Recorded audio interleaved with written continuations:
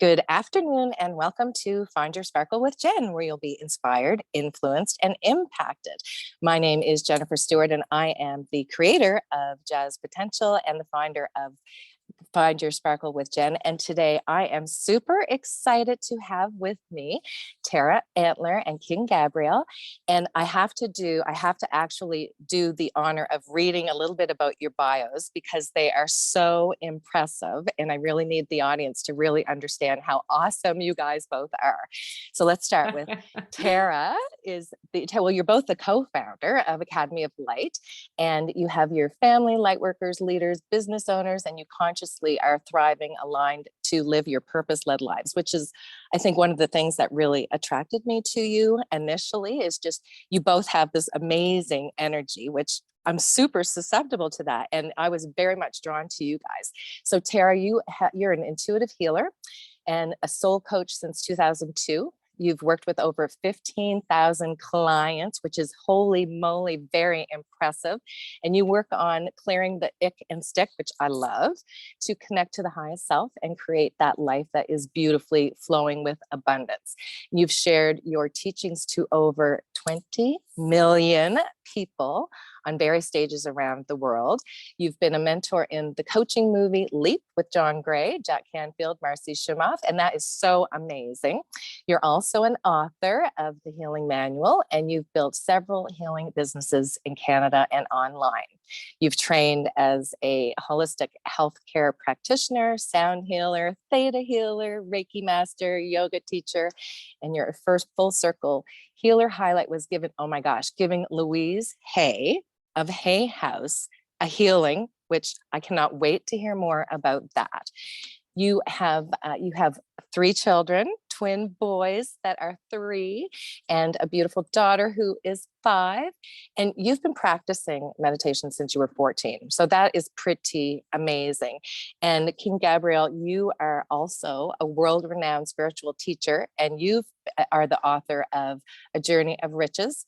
You've also been performing successful healings in countries all over the globe. And you've had lots of results with people having remissions and healing with disease. You have been practicing meditation since you were a wee little one of 3 years old, which is pretty impressive. And I really want to talk more about that and the importance of meditation.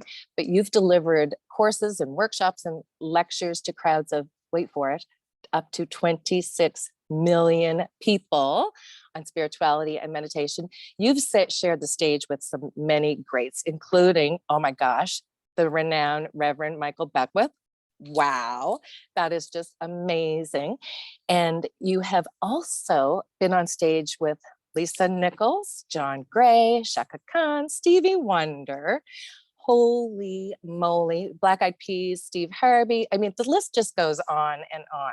You are both absolutely amazing. And I love that your mission is you help people to make the impossible dream possible. So, wow. Welcome, both of you. I'm so excited that you're here. Thank you. Thank you very, very much. I want to just backtrack a little bit because it was just kind of fairly recently that I actually was introduced to you both. And it was through a Facebook challenge, which who knows? I mean, it's so amazing how the world changes now, and you just never know who you're going to be in touch with. So I'm so thrilled to have both of you here right now. And I just want to get started with, holy cow, how did you two even meet? This is one of those really fascinating things that I want to know. Fill me in. And the juiciest story usually comes from Tara. She's gonna give this one. I'm gonna let her speak on this one. Her story is way more juicy. I like all the details. Yeah. She loves the details. No, it's a girl thing. It's totally a girl thing, 100%. No, it's interesting. So I'm from Northern Ontario, originally Canada, and Gabriel's from Trinidad. Yeah. And so it's quite unique how our paths actually crossed, because we both found ourselves in California, and Gabriel's spiritual path led him there. My spiritual path, and all signs were literally pointing, all my clients were moving down to California because they were in the film industry. And I had been attending Agape for a full year, and I kept getting this intuitive pull, and I kept doing my cards. And every time I'd ask the question, why am I going to California? And the card would come up, twin flame. And I was like, I'm going to meet my twin flame. So of course, you go on this adventure and you're looking and you're waiting and you're looking and you're waiting, and nothing happened for a full year. And then literally like a full calendar year later. And I remember saying one day, probably 2 days before I was at Agape, I said, okay, that's it. Like I'm ready. I'm ready for my divine partner. I'm ready to receive. I'm ready. And it was 2 days later, I was at Agape. It was Choir Wednesday. Gabriel was in the choir at that point, and the whole choir was wearing white. So how many were in the choir, would you say? Like 60 at that time, to 100? about 60, 65, at that time. And so like it's huge choir. Michael Beckwith is, in front, like center stage. The choir's all in white behind him. Ricky Beckwith, she was leading the choir at that time. It was so powerful. The energy was so intense. And then afterwards, Gabriel, like everybody stopped, stepped down off the stage, and it was beautiful and powerful. The ceremony and they did was amazing. And my friend David said to me, he goes, do you want to go and meet Michael Beckwith? And I was like, yes, of course I want to go meet Michael Beckwith. That's a no-brainer. Right. And then all of a sudden Gabriel stepped down off the stage. And I felt this pull, and I felt this energetic charge, and I literally felt these hands on my back and pushing me toward him. And I hear this loud voice. Now, Gabriel laughs at me all the time when I say it, but this is exactly how the voice sounded in my head. Go introduce yourself to him now. And I was like, God? I'm like, I don't know. Like, who's talking? What's happening right now? Say it sounded like Arnold Schwarzenegger, because the way she says it, like, go introduce yourself to him now. It was so intense. And so my friend David, I was like, I'll have to skip out on talking to Michael Beckwith right now, because I got to go meet this guy. I don't even know who he is, but I have to go. And I walked up to him, and I said, I want to just introduce myself. My name is Tara Antler. You have the most beautiful smile. You radiate so much light. And I really just felt called to come and say hi. And he's just glowing and like radiating light back to me. And he said, thank you. He's like, you radiate a lot of light too. We chit-chatted for a few minutes. He was thinking that my friend David and I were together, because David kept looking over at us, right? Like Hawkeyes.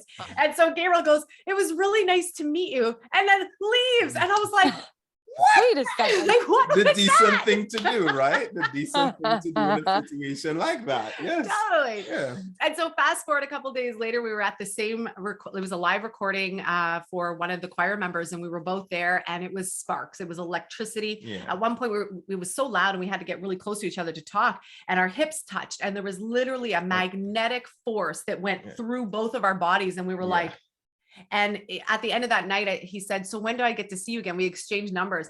And I said, well, tonight's Sunday. I was like, probably Wednesday at Agape. And he goes, nah, he's like, that's too long. He's like, how about Monday? And I was like, whoa, I was like, this guy's speaking my language, And we dated for a few months. 6 months 3 months we were engaged. 6 months we were married. Yep. We traveled the world together. And here we are, like what, 13, almost 12, lots of years 13 years later. And it's amazing. Yep. Oh my gosh. So that is just an absolutely fabulous story. So when you go back and you think about, how easy would it have been for you to totally miss out on that? 100%.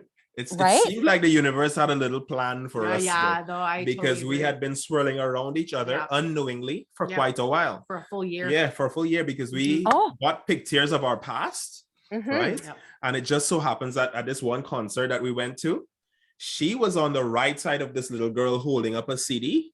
And when I saw her picture, I was like, hey, I was on the left side of that little girl. I was right on the other side. There was at that literally same festival. One set of people between us. We didn't even know at that time, right? But when we look back at the pictures, you're like, whoa, we were destined to meet, kind of. Like things were conspiring for that to happen. Yeah. Oh my gosh, I'm just full of goosebumps that's with that, right? It's freaky. It's amazing. Yeah. But it really goes to show you how quickly and how amazing the universe is. Yeah. So let's just talk about that for a moment, because I know that a lot of our listeners, a lot of people are skeptic, but a lot of people are really in tune. So can you, explain a little bit what it took for you to really start trusting, trusting your intuition, trusting your gut, because Tara, it would have been easy for you to, well, no, you maybe not that particular time, you wouldn't have been able to ignore that one, but other things, and Gabrielle, for you too. I mean, you didn't know that David was not her partner. So, the universe obviously needed you to be together. So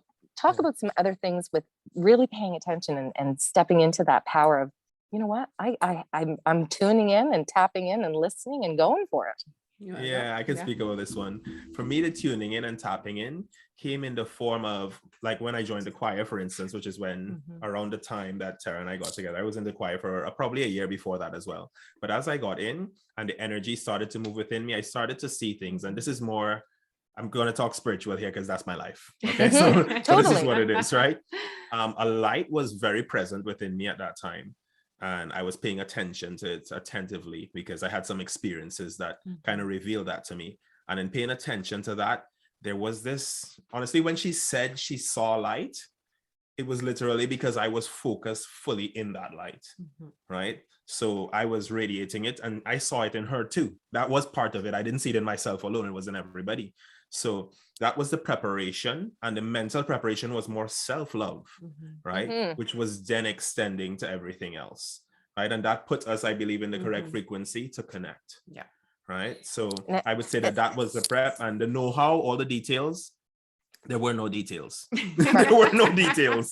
It was just being present and being there in that energy. Yeah. Now, I'm curious for you, Gabrielle, did you have any kind of sense, were you open to a relationship? Were you like, Tara, you had the sense that, you were going to be going to California to meet your twin flame. Yeah. Did you have any kind of notion that there was somebody going to be coming into your life? I remember before I was born, I'm just gonna be frank. Okay. I'm just saying everything as it is. I remember before I was born, and before I was born, I had an arrangement in whatever memory I had that I would come in and 2 years would be the difference. But on the flip, the person would be 2 years ahead of me. And I'm two, he's 2 years younger than I am. That's how it worked, right? And I knew that from a child. So that's one of those knowns that you get, you get drop-ins and you just know certain things. So I knew that was a part in it. Didn't know how it would work out or anything, but when it was time and I was of the maturity to really be in line spiritually and in that space of self-love, it happened, and there she was, right? And when I saw her eyes, I knew the eyes from before too. It's like that was a key also. It's like, you leave little symbols along the way, little clues. So that was a clue, and that was it. It was done. It was done. That's really it, right?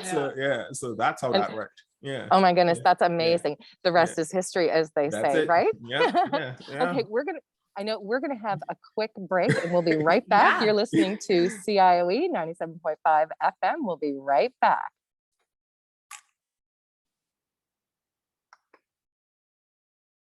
Welcome back to CIOE. Now, just before the break, we were hearing some of the synchronicities, how the universe put Tara and Gabrielle together. And it's so exciting.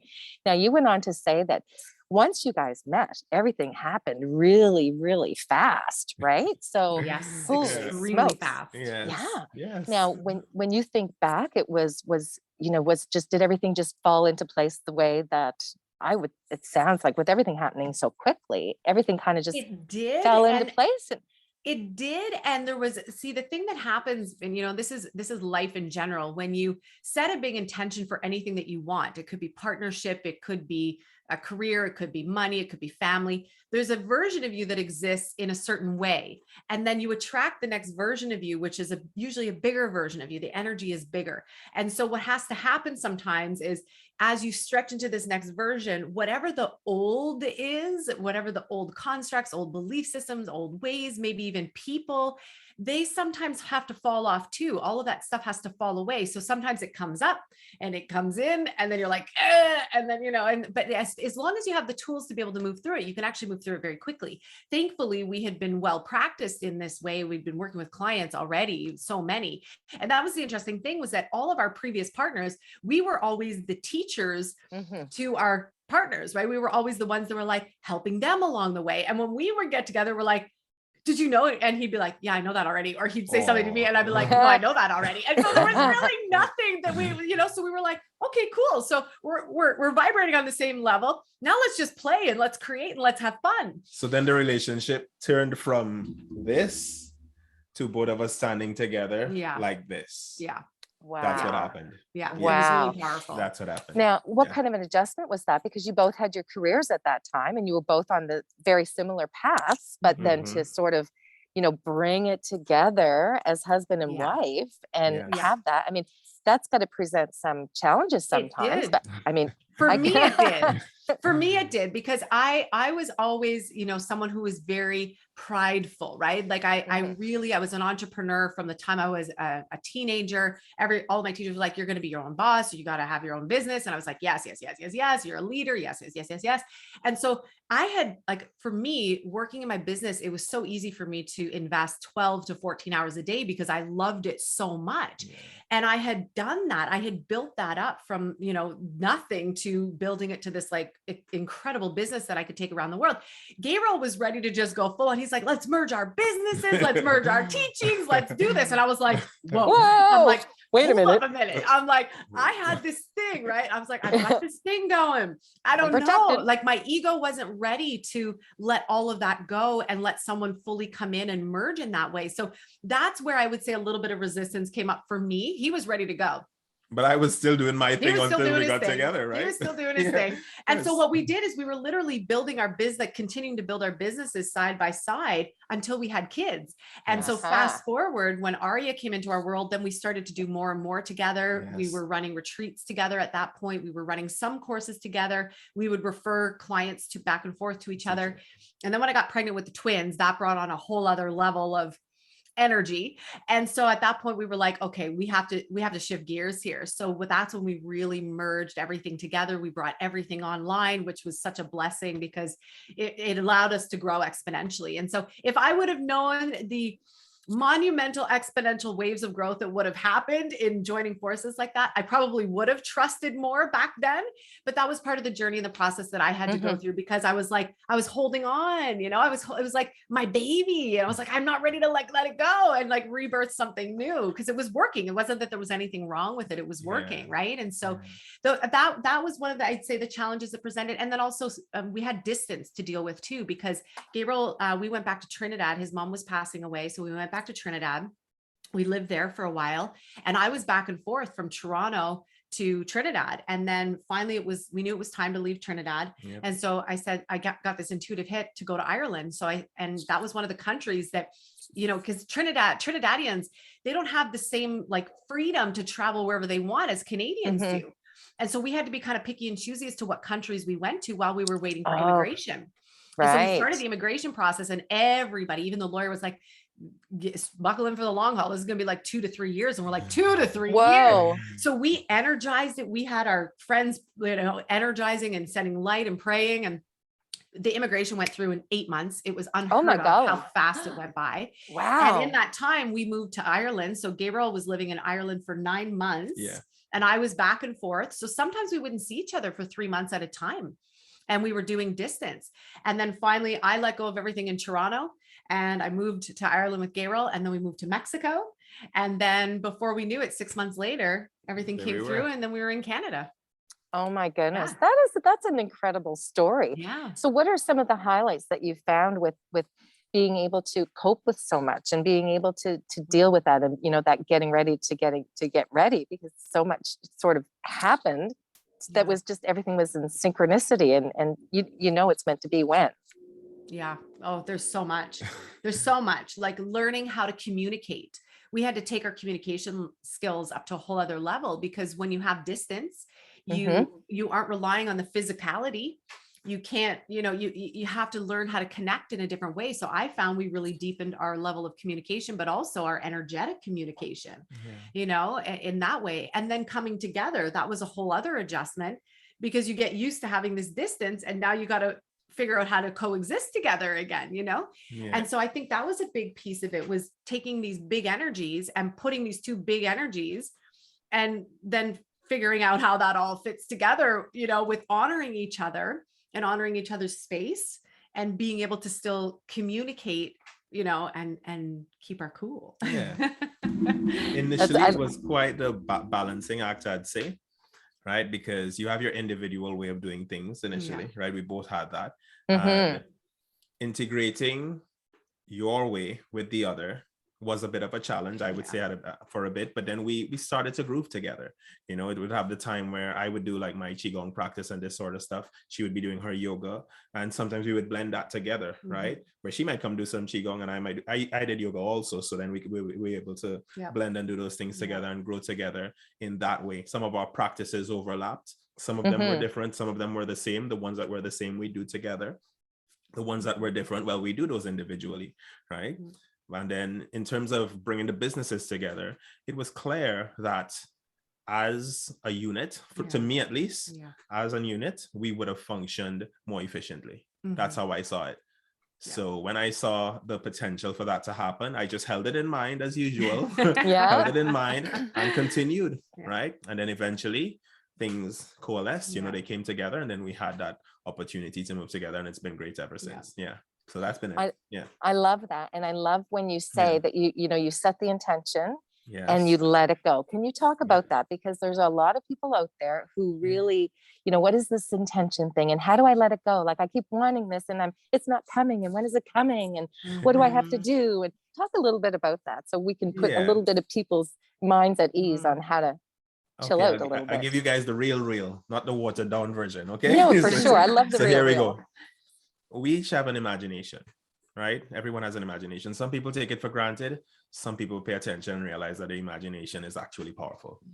If you believe your imagination is powerful, then what you imagine, all right, could be a wonderful intention that is complete, that is whole, that is perfect, that is something you love, right? It inspires you into action. It wakes you up in the morning. It makes you feel like life is worth living, right? When you set out that intention and you have that in mind and you're feeling that, you feel complete in that moment. You don't feel like you're yearning. You feel like you have it right then. And if you have it right then it doesn't matter how long you wait because you have it. You're right. Or the appearance of waiting, I should say. So when you feel that and you're in that vibration, this is what was the experience for me. Everything was complete. I was on my merry way doing everything, but in a high energy state.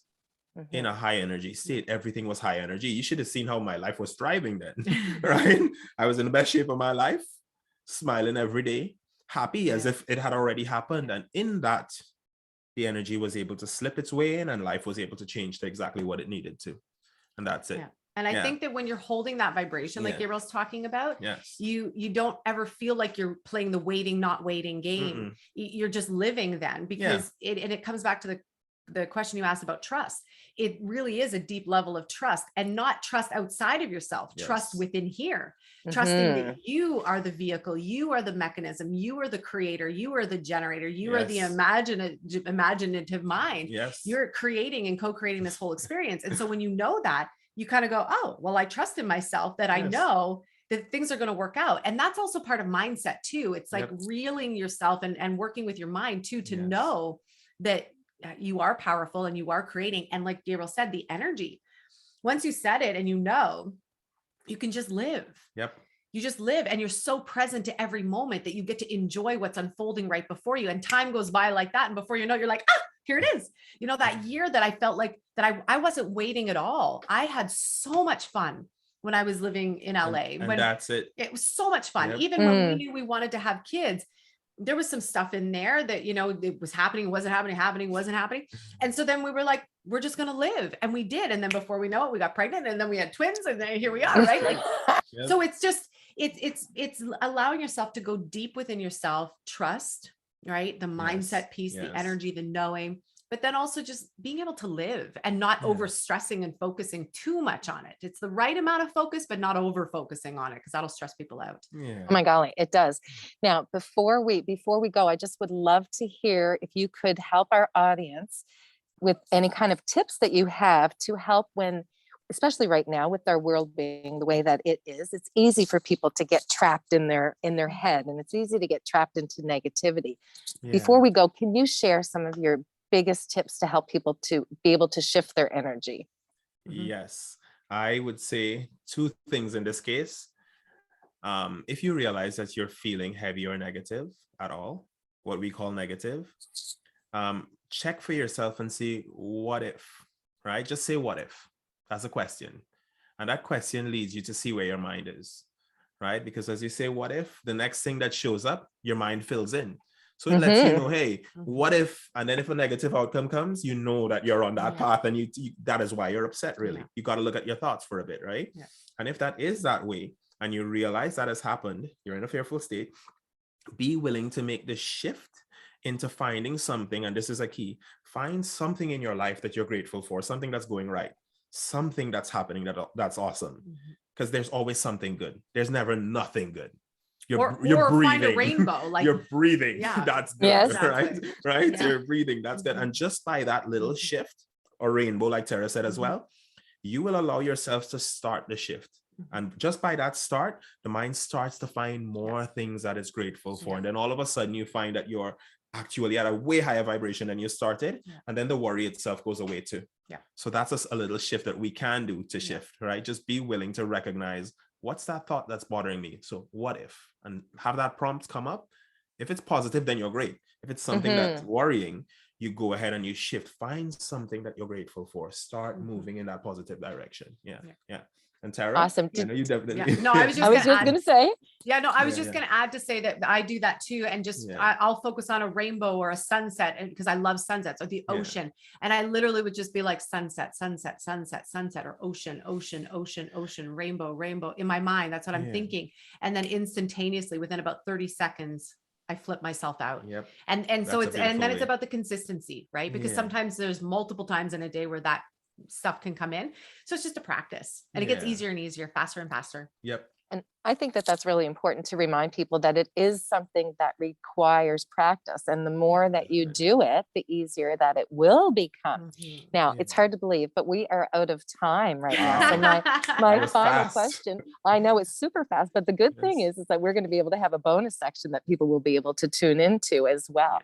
So before we go, I want to ask you both, what makes you sparkle?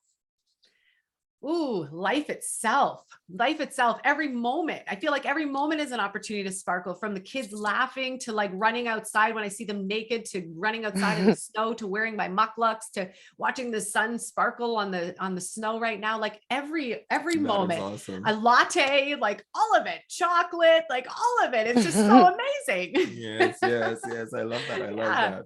For me, it's the light within and surrounding us. Every time I focus in that space and I feel that, I'm sparkling. I'm sparkling. I absolutely love that. And you guys definitely sparkle. That's why we're having this conversation today. I want to thank you so much. I'm looking forward to our bonus section. Thank you very much for being here. You're listening to CIOE 97.5 FM, and we will catch you next time on CIOE. Remember to go out and do something that makes you sparkle today and every single day. And we'll catch you next time, friends. Bye for now.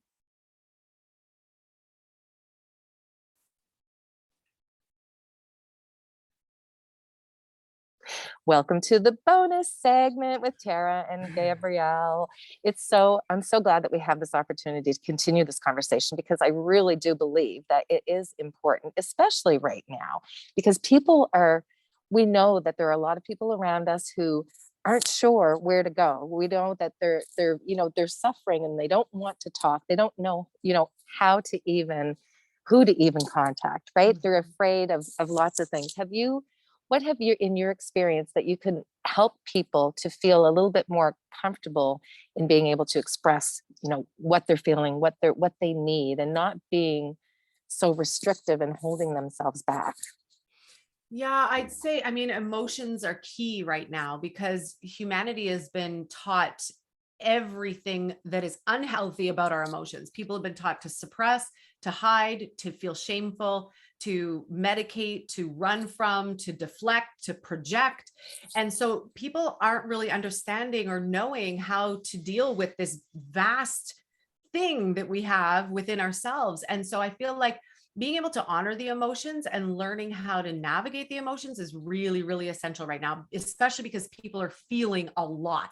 And so the first thing would be whether you have someone to talk to or not. I mean, having conscious community, I think, is really, really important, because then you're in a space where you know you have people you can talk to and go to and connect with that are, you know, in the same space, who aren't going to judge whatever you're feeling, who are just going to say, I love you. You're moving through something. We love you. We'll send you lots of love and lots of support. Sometimes it's as simple as that, as just being able to receive in a moment when you're feeling off or feeling down.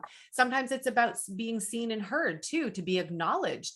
But you can start that journey just even on your own by acknowledging your own feelings, acknowledging how you feel in any given moment. That's what I like to do, is especially being very sensitive and intuitively open. I feel everything. I feel everything the world's going through, and humanity, and the ups and the downs and all of it and everything. And in those moments, I just give myself the space to feel. So sometimes I'll just put my hand on my heart, and Gabriel will hear me take several deep breaths several times a day, where I'm like, ooh, right? Or, and he's like, are you okay? And I'm like, yeah, I'm just really feeling it. Just really feeling it. And it's not about overthinking what those emotions are. See, this is the thing that's happened in our world today, is that there's this whole thing of like emotional IQ, where people are trying to understand from a logical perspective, which I get. But emotions, it's like the mind is the mind, the thoughts are the thoughts. Your body is your body, the body is this body. Your spirit is your spirit, and your emotions are your emotions. Now they're all connected. They all talk to each other. They all work together. They can influence each other. They merge and flow together, and they have their respectful spaces too. And so the emotions, for me, what I've learned along the way, because I've done the emotional like understanding piece of it, and I found myself going right into my intellect. And then I found myself not feeling, and I found my feeling band got very short, very, very short. And I like feeling feeling joy. I like feeling bliss. I like feeling like the beautiful, like, or like the melting of chocolate in my mouth, and being like, oh my God, it's so good, you know, or like the smell of fresh espresso, like the fullness of life. And I feel like I now can do that because I've given myself the space and permission to feel whatever it is, even the stuff that's not so fun, even the stuff that feels like, ooh, like, I don't even want to sit in that for too long. I still give myself space to feel it, where I'm like, whoo, yeah, I'm feeling angry, or whoo, I'm feeling intense, whatever it is, right? To just feel it for a moment. It doesn't have to be for a day. It's sometimes just giving yourself the space to say, I give myself space to feel this for 1 minute, to fully feel it for 1 minute, without thinking about it, without trying to analyze it, be like, where's this coming from? And why am I feeling this way? And who's it connected to? And oh my God, I shouldn't be feeling this way. And oh my God, I should do something about it. You're putting yourself back up in your head again. Just feel for a moment, right? And just be with that. And as you presence that emotion and you breathe with that emotion, you'll actually find within about a minute, the emotion goes, it moves. The energy has space to move. It's not getting locked inside the body. It's not getting trapped. It has space to move. And then all of a sudden you're like, okay, on with the show. And then all of a sudden, like the next moment comes and you don't find yourself feeling bad, and you're not, it's not lingering. You know, that's how I've been, especially in the intensity of the world, you know, in the last couple of years. Yeah. That's been a big piece of what I've been teaching people lately. Yeah. It's just that simple, like, you know, even with the kids, like, it's okay. You feel sad. It's okay to feel sad in a moment. It's okay to be angry, you know? So what are you feeling? Like, that's okay. Feel it. It's okay. And I think that that's really important, because as a society, I think that we've been conditioned to not like feeling that discomfort. So we do squash it. We pretend it's not there. We try to ignore it. And like you said, we end up with all this trapped emotions and this energy that's not serving us. And then that can facilitate problems down the road, or even immediately. Yeah. So I think, I mean, I do energy work as well. And I think that that's a huge part of it, is helping people to get that, you know, we can manage our energy, and emotions are just energy in motion. So we don't have to get hung up on them, but we need to learn to be able to give ourselves permission to feel them. And I love what you said, even with your kids, to talk to, you know, to be able to help them to be able to navigate, so that they're not squashing like we've been, like I and Paul probably I did in too. some respect, right? To squash all this stuff. Yeah. But how liberating it is to be able to give yourself permission to be able to say, you know what, okay, you know what, I do feel angry right now. And that's, you know what, and putting a time limit. I've I do that myself, and it feels better because I think that I'm validating myself and my energy and not getting hung up, but that's not always easy. Gabrielle, do you have any tips on helping, when people are learning to navigate that? Okay, you know what? Normally I would squash. So I know I'm going to have to go through a little bit discomfort to get through that. Do you have any tips on that? You want to add to that one? I have a few things to say on that. Yeah. So I have this to say. Love. We talk about love now. Love unites naturally, right? So when you have people that are feeling differences and feeling different, it's hard for them to see the unity there. They're not looking for similarities, they're looking for differences. And that's what's going on right now in the world, right? There's all these differences, right? So much. Yeah. Holy. So these differences are pulling people apart a little further and bringing up more fear. What we have to start looking for as a global community is the similarities, right? Look for the loving things, look for the loving attributes of these people. If you have to see light, we use that a lot. If you have to see that as what's there and know that that's true and look at that, look at them for that, then what starts happening is in the minds, we start to unite, we feel at ease. So then the emotion that we're going through, really, even the emotion that we're going through, it's not coming from nowhere. It is coming from the thoughts that we have. We're afraid. Many people are afraid and they're distancing, right? And in that fear is transmuting into this idea that to keep yourself safe, you got to just block everything out. Just block everything out, ignore. That's what's happening, right? Right. But we should allow ourselves to do the opposite of that. And I don't mean go grab up everybody and be hugging everybody you see, which is not necessarily a bad thing, by the way. But I was just going to say the same thing. Yeah, it's not a bad thing, by the way, right? I think we need more of that. Yeah, we need more of that. Actually, I don't want to be right, but yeah. So, but what I'm really saying is, if we're looking for similarities, then the closeness is there. We feel related as a human species. We feel connected, and if we're connected, right, then all that fear that's going around, it becomes obsolete. It becomes null and void. It doesn't really resonate with us anymore. We become the people that engage the conversations, want to connect with people, want to see our similarities, and we sort of feel more loving and vibrate higher. We vibrate higher in general. Us and the people we're talking to get lifted, right? So this is what we need to be doing. This is really what we need to be doing. We need to be connecting, looking for similarities, looking for how are we similar to this person here? Not how are we different? What are their views? What are my views? Forget that. Get into who is this being?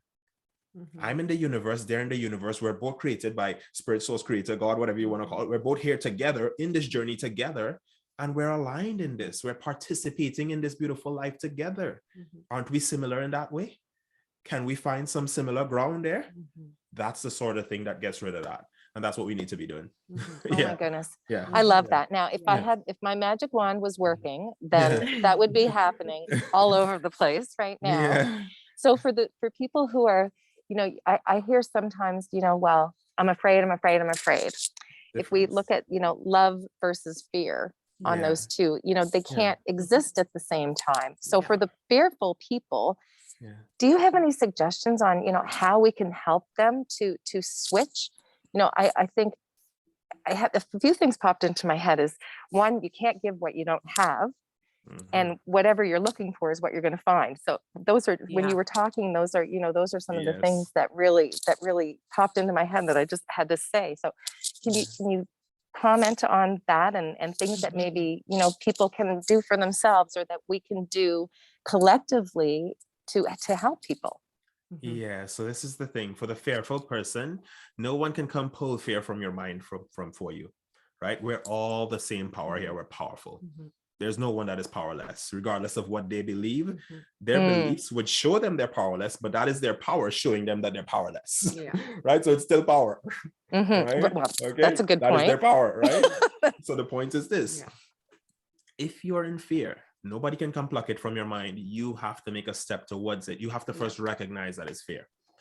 Anything that makes you feel disconnected, judgmental, hateful, like some people go into right now, a word that we don't usually use at all, or mean to other people. If you're being mean to other people, that is fear. That is all about defense, right? And it's only fear that needs defense in the first place. Fearful ideas bring about that idea of defense, right? If you realize that's happening in your life, and you realize that your heart is going cold and hard, then take a check on that. Is that how you want to be? Is that who you want to be? Right?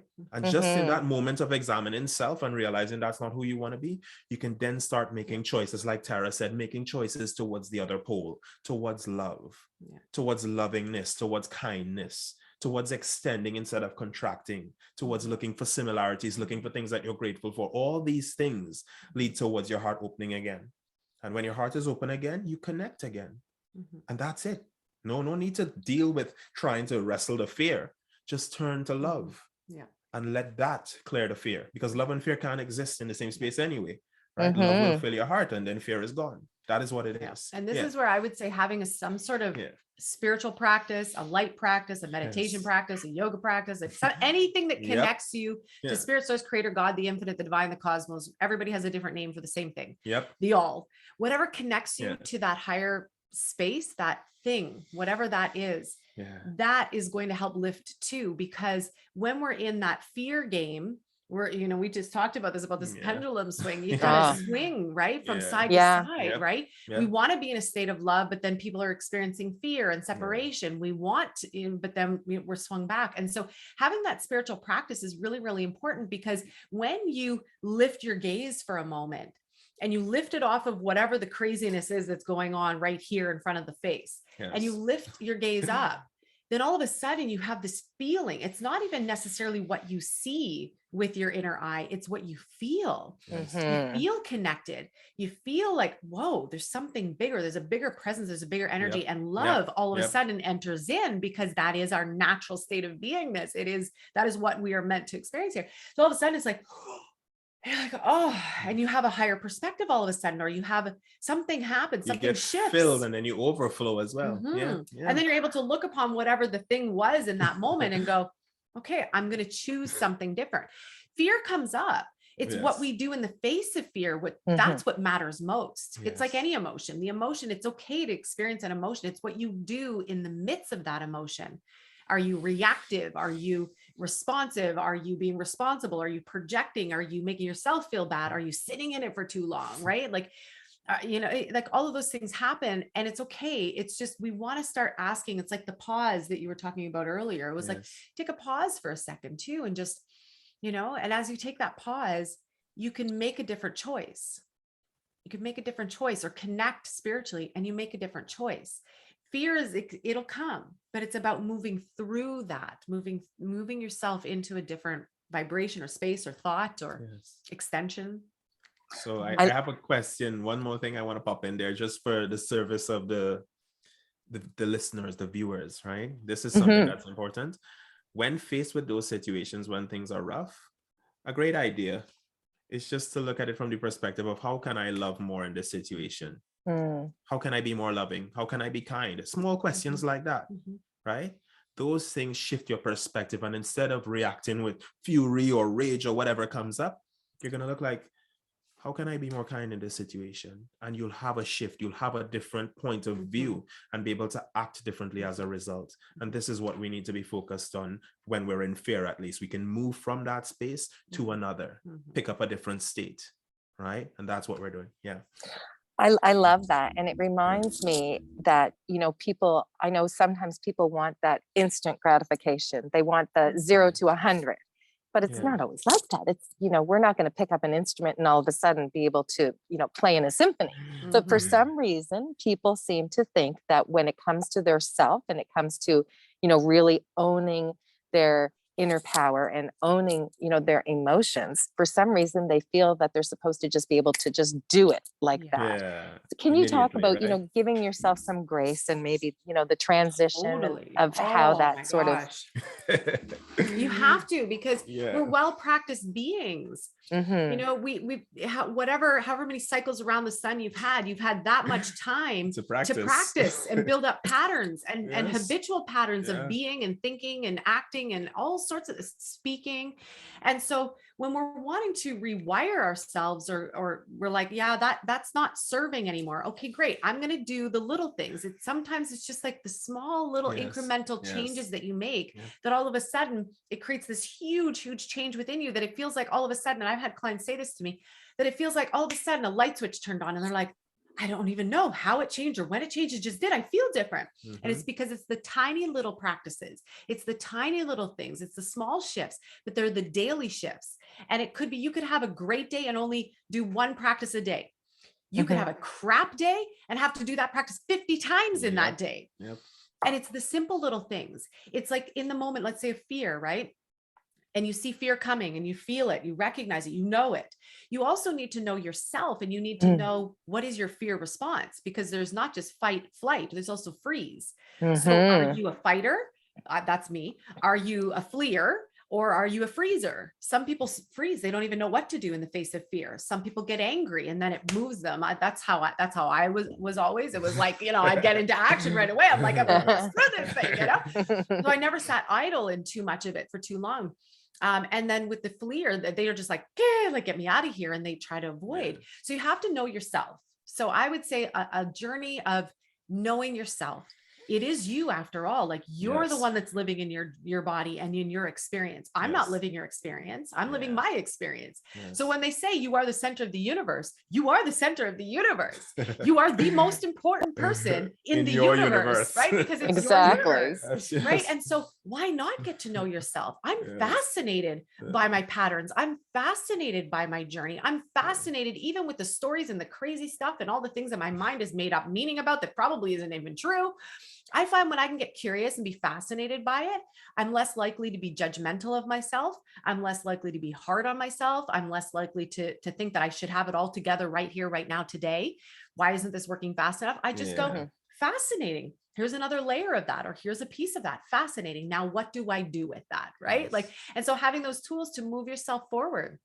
And it's a little incremental step. So we do have to be compassionate with ourselves, because it took us a lifetime. And sometimes we're trailing lifetimes into this lifetime. So, we're trailing a lot of information and a lot of moving parts into this one moment.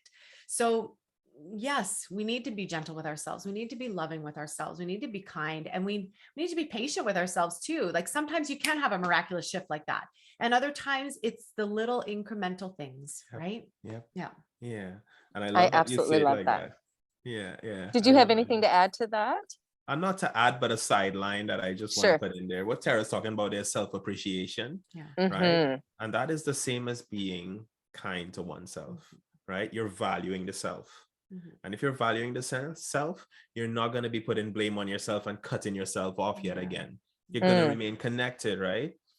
Because most of the times when we feel shameful or we blame or whatever, we go in our little corner by ourselves, right? And we cut everybody else off. So it's the same effect. But when you can, like Tara said, appreciate the self and come towards the picture as that, then what you're doing is you're, again, reaching over to that person. You're connecting. You're not distancing yourself. So you're doing that same thing of uniting, which is what love does. Love unites. So again, it's the loving approach. Beautiful. Thank you. I do. I absolutely love that.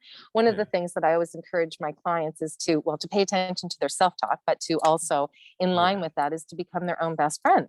And it's amazing. It's amazing to me how many people resist that. I mean, that brings up a lot of emotion for a lot of people.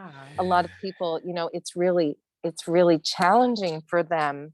And I've seen people burst into tears, when they start to think about some of the things that they say to themselves. Absolutely. Do you have, for me, I like to do the elastic thing. So to help people to become aware of, what is that conversation? What is the dialogue that you're having with yourself? Do you have anything? And I know, I like to say I'm perfectly imperfect. On those days where maybe you have that little dip a little bit.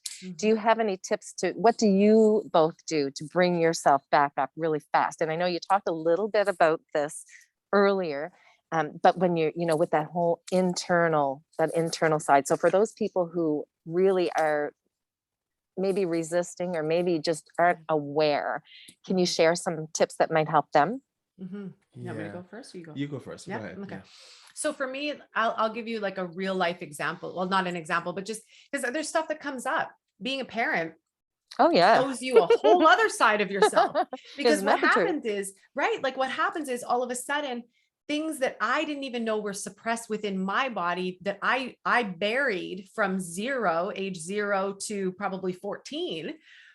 I had no idea until all of a sudden I become a parent, and now I'm facing myself. And I'm like, and I hear these like sometimes things come flying out of my mouth, and I'm like, oh my God, I sound Wow. and you recognize it, and you're like, oh my God, I remember hearing that like 1,000 times from one of my parents, right? And you hear, and then I see myself. So that's how I like to look at it. Again, it's self-inquisition, it's self-curiosity. And I could be hard on myself in that moment and be like, damn, like I can't believe I said that. And every now and then that'll come up where I'm like, oh, like, like, come on. And then I'm like, be gentle with yourself, because we're all growing. We're all learning. We're all shifting. There's a lot of stuff that I didn't have all those tools between 0 to 14. It wasn't until I was 14 that I started to learn about this stuff. So then I could make a change. But prior to that, I didn't know. And so it would have gone in. And now I have the opportunity. That's how I see it. Whenever there is a trigger, any trigger, whether it be with myself, with Gabriel, with my family, with friends, with the world, with the kids, any trigger, clients, even there's any trigger, I look at that as a great opportunity to grow. And I thank it right away. I'm like, thank you so much. As uncomfortable as this is, as painful as this is, or as, shameful or whatever emotion is coming up in that moment. Thank you, because this is a really great opportunity for me to grow. And the moment I can look at it from that place, like Gabriel said, appreciation, when I go into appreciation about that trigger, it changes the game for me. Now I'm able to almost like see it from a bird's eye view. I'm still feeling it. I go through the emotions of it, but then I'm able to go, okay, as I'm breathing this, it's coming to the surface anyways. So let me just let it move on by. Let me heal it. Let me let it come up. Let me breathe with it. I do my best now to not hold on to the things, because there was a time, because I studied a little bit of psychotherapy, I learned how to like process and look at stuff and analyze, and I get where things come from, and I can see and put the puzzle pieces together really quickly. And that can sometimes hold it a little too long, right? So it's like seeing the river, right? Like on the Ottawa River, the water levels go up and down all the time. And every time they change, there's debris that comes off the sides of the river banks and goes into the river. And then you're trying to navigate your boat through the river, and you're like log. It's kind of like you navigate, you let it go on by. Or if you're analyzing it, you're like taking it out of the water, and you're like, what is this thing? Whoa, where'd this come from? How old is this? When did this happen? Now that's another level of inquisition. Just know if you're doing that, you're holding on to it for a little bit of time. I absolutely love that analogy. And I mean, there's so many different analogies with the flow of the river, but the one that you just said right there, Tara, is absolutely, I love it, especially picking up it rather than navigating and swirling around and saying, oh, there it is. But because that's what a lot of us do. We try to get too deep, and then it we can get sucked in really easily too. Right. And then all of a sudden it's like, oh my gosh, days, and you still haven't figured it out, or, who knows? Do you have anything to add to that, Gabriel?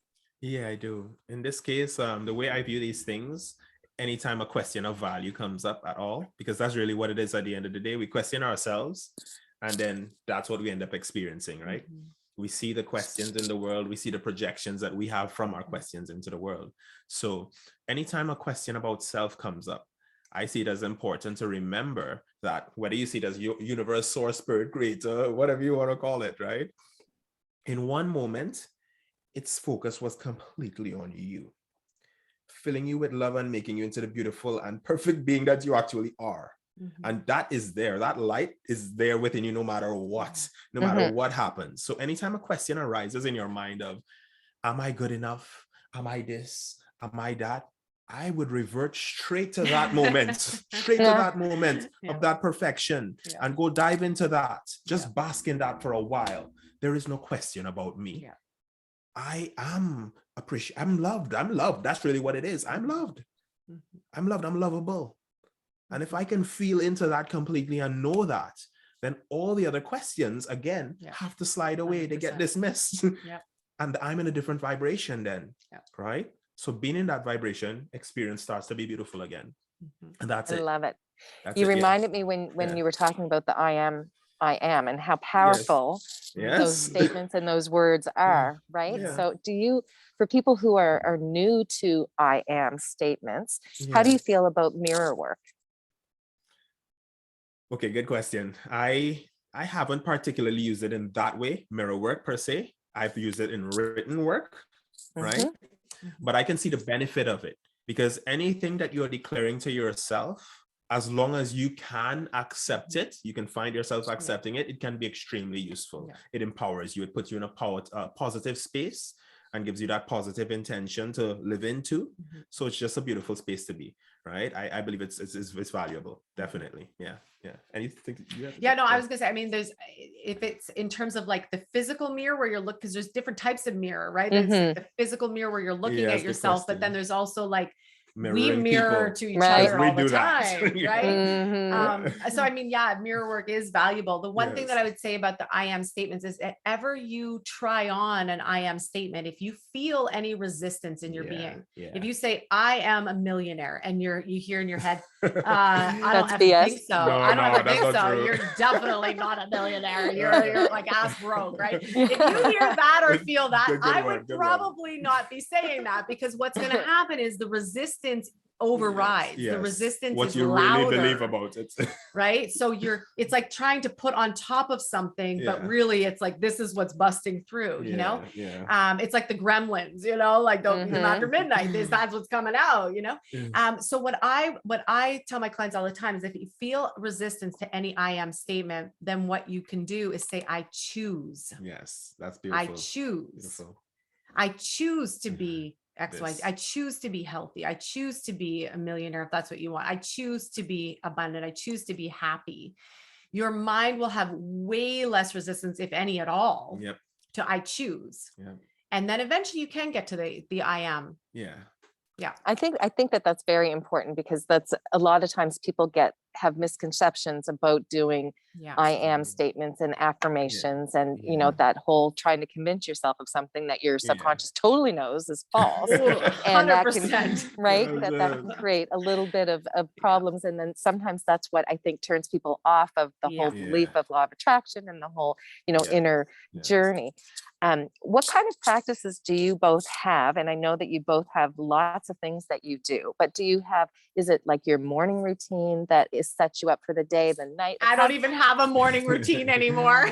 Once upon a time we did. With kitties, I have some things that I do on a regular, just because I love doing them, to be honest, right? But it's not like it's not like how it was prior to kids. Routine like it used to be. I had a time for years actually, and then like I have books and books, maybe books this high, that I wrote in from start to end for years with the things that I was processing and becoming, right? But that doesn't happen any longer. I used to have my morning practice and meditation and yoga and all sorts of amazing things. And now I've learned how to integrate it on the fly. Exactly. So as soon as I open my eyes, I'm like, I have my affirmation statements, or I have, you know, like I'm surrendered to the divine will, because I only want to play in that field. I don't want my little self making the decisions throughout the day. I want my higher self making the decisions. So I call that in the top of the day. And sometimes in all honesty, sometimes I'll have to do that when I sit down on the toilet for the first time in the morning, because there's so much activity going on in our house all of a sudden, right? And so it's that first moment, if I'm brushing my teeth and I'm like, oh yeah, and then I take that moment to connect. So I've learned how to thread it now throughout my entire day. And in the chance that I might get like a good 15 minutes to just sit in the stillness, that I like soak it in. But now and I know this will change. This is just where we're at, because our little ones are young. But it's about integrating in all ways, or like if I'm sitting and playing with the kids, or we're doing an activity, to be really present with them, and to be present to the love and the joy and the bliss and the goodness that's right in front of me, you know, or if it is like sipping on a latte, to really like be present to that, because there's spiritual moments in everything. Everything. And we've also found ways to integrate our Thrive in 5 practices that we do. Like we have practices that are like 5 minutes long, right? So that's really important. It doesn't take us ages to do these things, right? Like we know the purpose of our meditation would be to connect directly to source, to feel connected, to feel inspired for the day and to feel connected. So what we do is we have certain practices that we'll do that won't take that long to get that done. It's just like a little mental exercise or breathing exercise. Could be an inner chant that we're chanting, for instance. And in that way, you just feel realigned quickly. Totally. So we don't really take that much time, and it's not something we have to like separate from everybody else to do, like, oh, let me go get 10 minutes by myself up here or what. No, that doesn't happen in our life anymore because the kids are here, right? So it's during the activities of the day, we're able to be in that meditative space, whether it's qigong or whatever that we do. We might do it with the kids and all, like the kids sometimes would do qigong with me and these sorts of things, and all of these things are constant reminders. So I love that. And now that you brought up your children, and I really want to talk about that, because I think for me, it's so important that we instill these practices and beliefs into our kids so young. So Gabriel, you were 3, for heaven's sakes, when you started meditating. My mom was a meditator, right? No, I didn't know it was meditation when I was doing it at first, right? How it happened, I stumbled across it actually because in the place that I first lived in, there was an electrical thing. We didn't have electricity at that time, right? And there would be this lamp on the table, a kerosene lamp, I remember, because it had a little wick and the kerosene in it and everything. And that would be burning. And I would just sit there and start looking at that lamp. And after looking at it, I would find that I would fall into these deep type of a different brain frequency, a different brain state. I would feel like what we would call zoning out. Let's say I was zoning out, right? But in zoning out, things started to happen. I started to have deeper understandings. I'd go out with the trees and do it too. And then after a while, it just became a regular practice, only to find out years later that my mom was actually a meditator and had been meditating that time too. And even astral travel and all these things were natural to her. She was doing that. So that became a part of my path too, naturally, just by that interaction with her. And that was a beautiful time. I wouldn't trade it for anything. That was the beginning of a beautiful journey. I loved it. I love it. I love it. Now, how do you integrate this with your kids? Oh, they're funny. They're so funny. So they have so much energy, and they're so creative, and they're so witty, and they're very smart. They just know stuff. And they ask the most inquisitive questions. Like Aria's been asking us lately, not like the traditional, like, how do babies get born? But like, how did the first human get here? And we're like, great question. Great question.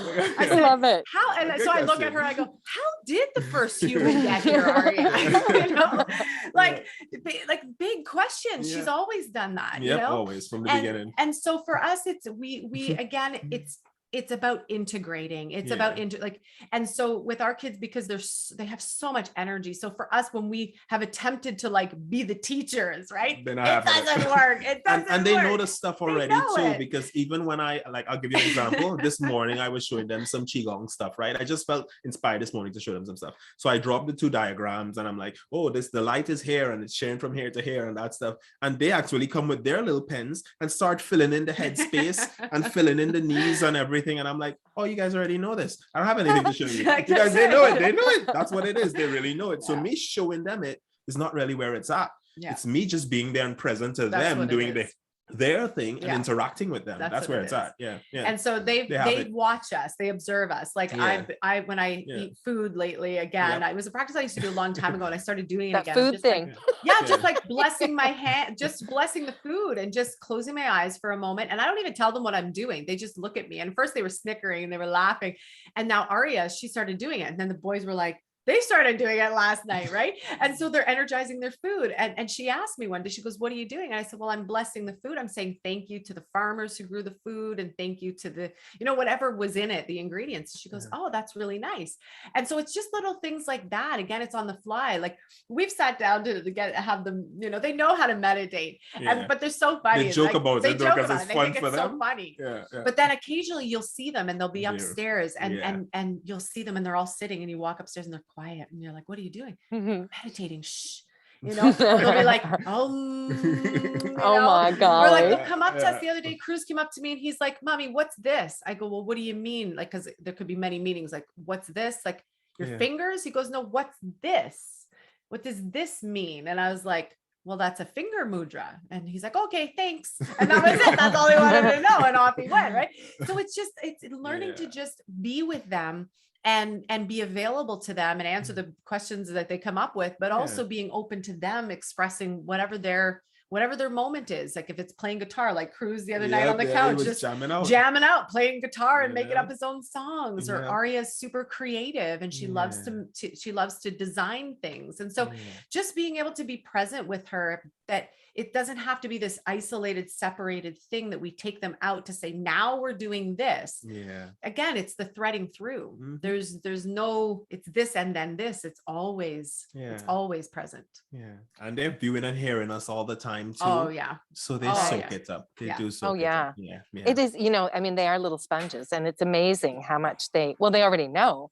And then, living with you would just really, I think, enhance that. And you're not trying to squash, I think as parents, sometimes in society, we're really good at squashing those little, those our kids' imaginations, right? And it's so challenging sometimes to step back and even to try and educate people to, let our little beings just be and explore. And they already know so much. And they do, who are we to, who are we to impose our beliefs on them? And I think sometimes, have you guys experienced any, challenge or criticism from that kind of thing? I know, like when I was raising my kids, they, I was the a little bit different because I, would talk and we would have these communications, and some people would say, well, you should just do this, or you should do this, or you should do that. And I was constantly having to, I don't know, it's not so much defend myself, but sometimes people are just closed and they don't want to hear it, right? Because their way is the way. But I had to be very strong. But at the same time, one of the things that I found was you can't control everybody else around you either. So even though, when, my daughter talks about some things with school, like, with dance, her teacher ruined her day, like ruined dance for her, gymnastics, just these in music, and it just, it breaks my heart. But how can we, especially people who are in educational roles, right? How can we help? How can we help with that? Well, I know that there's a lot of support now for teachers. And I think people are really, with what's happening with the world, I think people are starting to wake up to that there are many ways and there are many options in terms of education, or what does that even mean, really? I think people are really starting to look at the whole system and go, what is this thing? And what is in alignment, and is it in alignment? And we're questioning, which is a healthy questioning.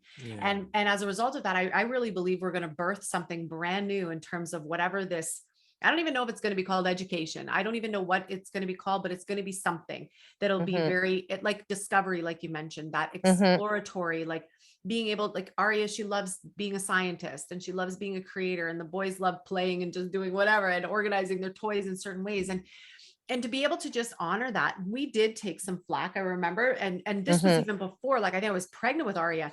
My parents were already asking, my mom was already asking me, so what, like, where are you going to send her to school? And we're like, I don't even think we're going to be living in Barrie at that point. Like, I don't know. She's in utero. Right.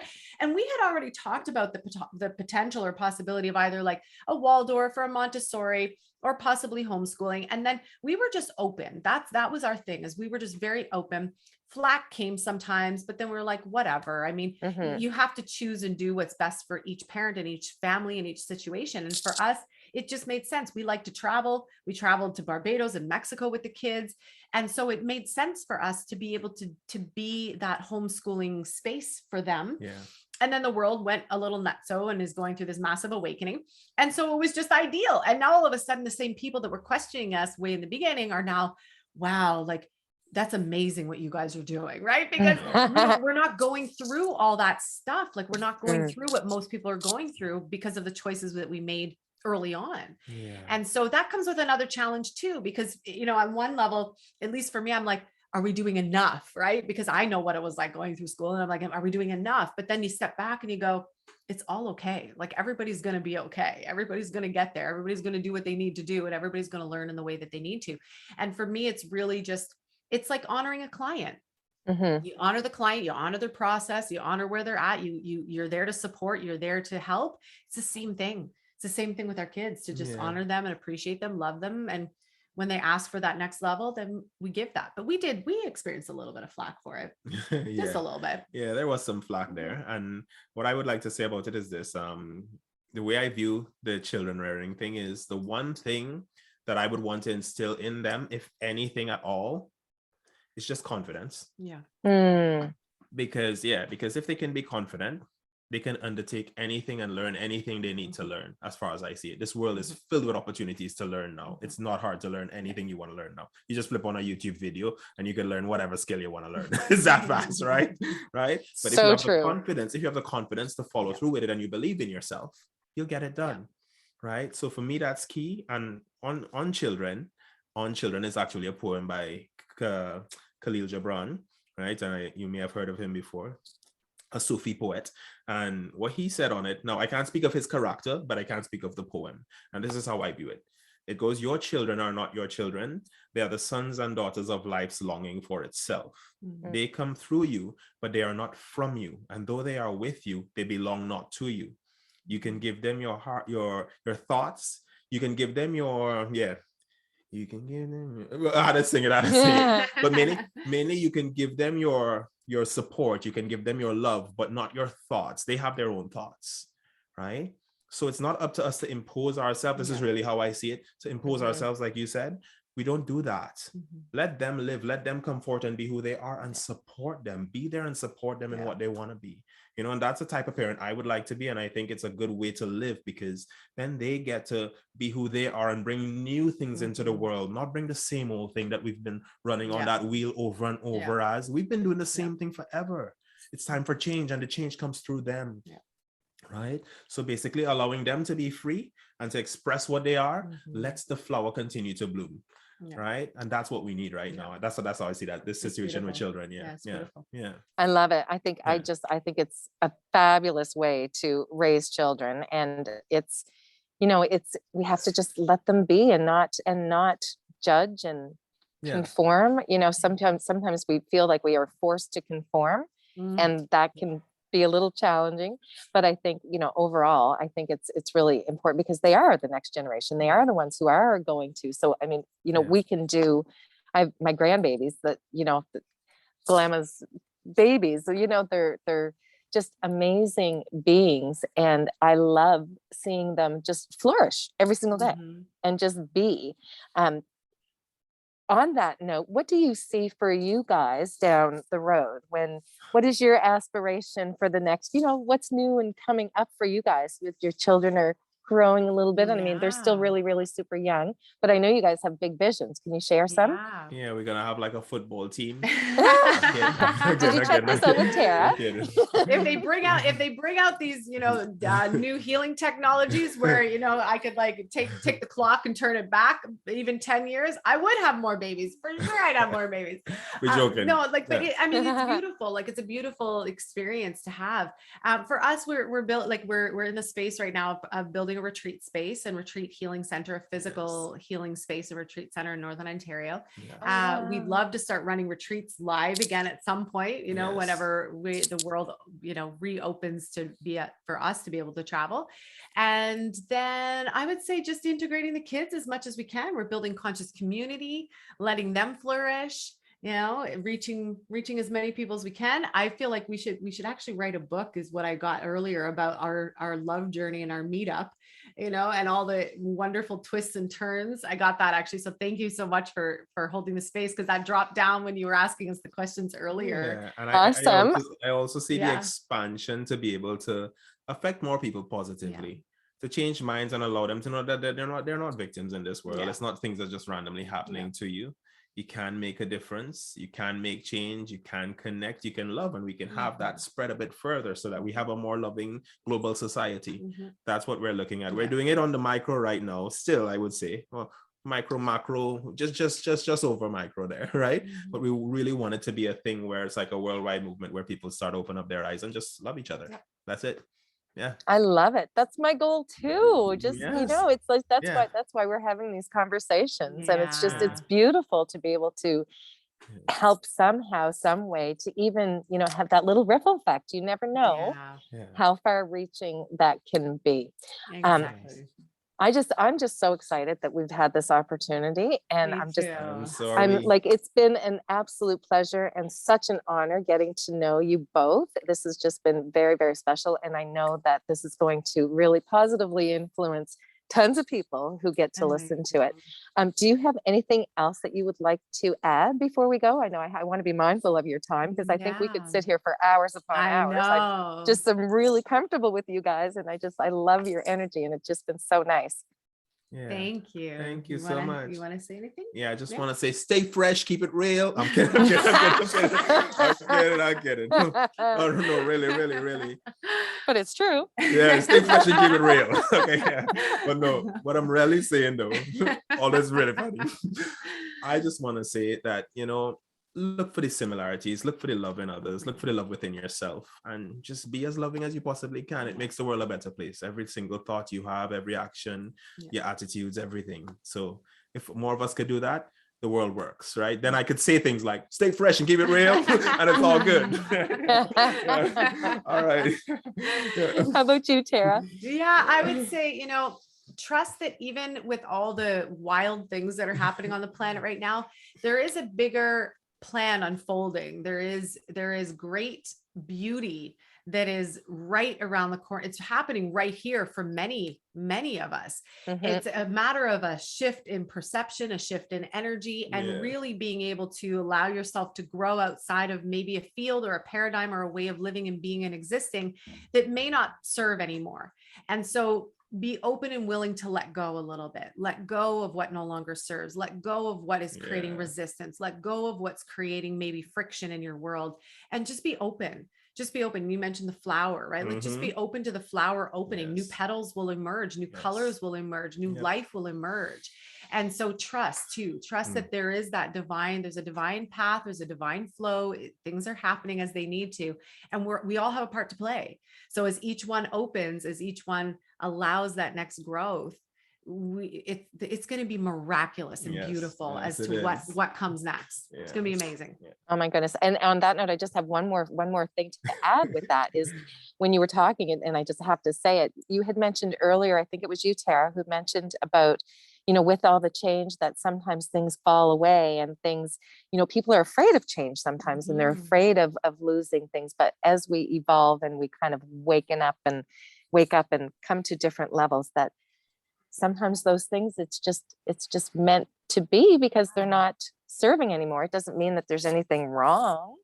It just means that they may not be fitting at the moment. Exactly. That's exactly it. Yes. Easier to let go of than to hold on. Holding on, that takes a lot of energy. There's nothing wrong. Oh, it's a lot of energy. Right. It is. So I think that's I think let go. That is the thing. And for people to be okay with letting go and not to feel that, that they have to hang on so tightly to everything. Exactly. Beautiful. Thank awesome. you. Well, thank you so much. Thank you so much for having us. It has been an honor. And I love your heart on your mask right there, the heart shape there. Speaking love. Speaking love. Speaking love. Thank you. There we go. Thank you both so much. Have a fabulous day and stay warm. I know it's pretty cold up there. It is. Yes, thanks again, you guys. You're listening to CIOE, and this is the bonus part of Find Your Sparkle with Jen. And I just want to say a special thank you. And we will talk to you soon. And remember to go out and do something that makes you sparkle today and every single day. Bye for now, friends.